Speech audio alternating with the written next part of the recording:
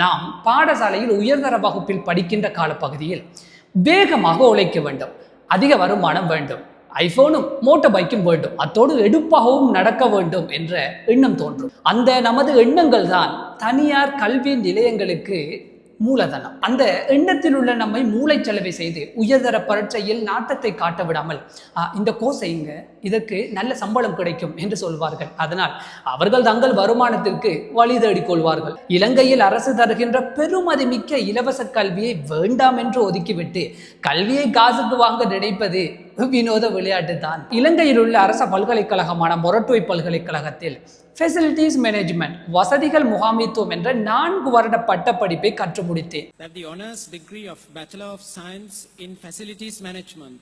AMS Mohammed.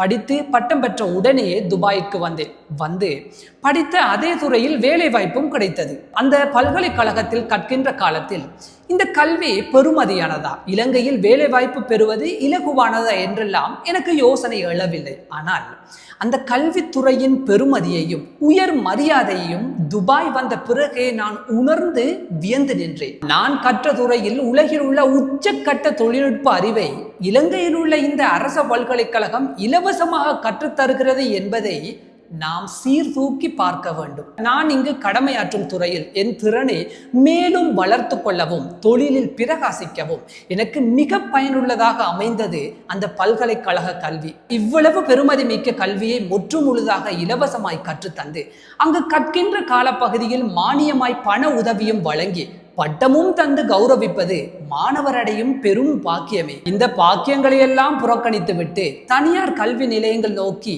புறமுதுக காட்டியோடும் மாணவர் கூட்டமும் இருக்கிறார்கள் தானே. கல்வியை காசுக்கு விற்கலாம் என்று கல்வி நிலையங்கள் உசாராய் எழுந்து நிற்கின்றன.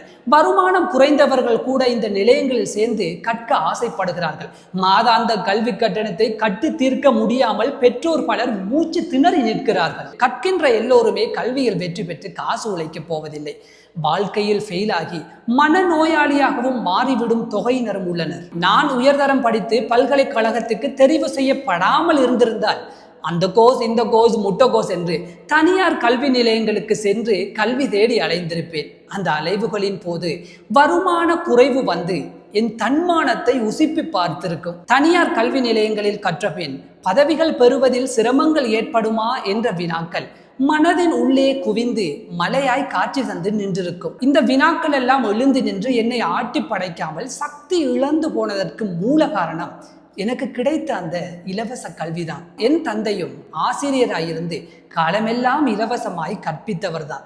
அதனால் தான் என்னவோ அந்த இலவச கல்வி எனக்கு செல்வமாய் சேர்ந்தது. இலங்கையில் உள்ள ஒவ்வொரு மாணவரும் அனுபவிக்க வேண்டிய உன்னதமான வாழ்க்கை தான் அரச பல்கலைக்கழக வாழ்க்கை. அதை அனுபவித்தவர்களுக்கு நன்கு புரியும். பல்கலைக்கழகத்துக்கு நுழையும் பாக்கியம் உங்களுக்கு கிடைத்தால் உண்மையிலேயே நீங்கள் அதிர்ஷ்டசாலிதான். இலங்கையில் உயர்தர பரீட்சையில் உயர் சித்தி பெறுவதற்கு ஒவ்வொரு நிமிடத்தையும் கவனமாக நகர்த்துக. அந்த பரீட்சையில் வெற்றி பெற்று பட்டம் பெற்றால் அது வாழ்க்கை முழுவதும் சந்தோஷத்தையும் நிம்மதியையும் தரும். அந்த நிம்மதியையும் சந்தோஷத்தையும் நான் இப்போது அனுபவித்துக் கொண்டிருக்கிறேன்.